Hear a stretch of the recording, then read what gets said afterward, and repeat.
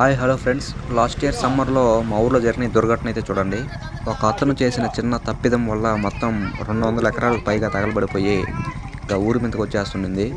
మా ఊరిలో అందరూ కలిసికట్టుగా ఉండబట్టి మొత్తం ఆర్పేసాం. చూడండి ఫ్రెండ్స్ ఎలా ఉందో. మొత్తం దాదాపు 200 పైగా ఎకరాలు ధ్వంసం అయిపోయాయి.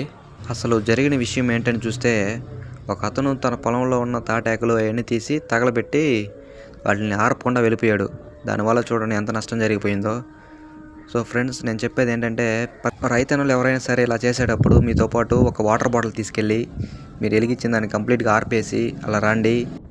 ఎందుకంటే ఇప్పుడున్న ఎండాకాలంలో మనం తాగి పడేసిన చిన్న సిగరెట్ ముక్క అయినా సరే పెద్దగా విజృంభిస్తుంది. సో ఇలాంటి చేసేటప్పుడు కొంచెం చూసుకొని చేయండి. ఎందుకంటే మనం నష్టపోయినా పర్వాలేదు, కానీ మన వల్ల పక్కన వాళ్ళు ఎవరు నష్టపోకూడదు కదా. సో ఫ్రెండ్స్, ఎండాకాలం కొంచెం జాగ్రత్తగా ఉండండి. ఇలా మా ఊర్లో జరిగినట్టు ఇంకా ఏ ఊర్లో జరగకూడదని మనస్ఫూర్తిగా కోరుకుంటున్నాను. Thank you for watching friends.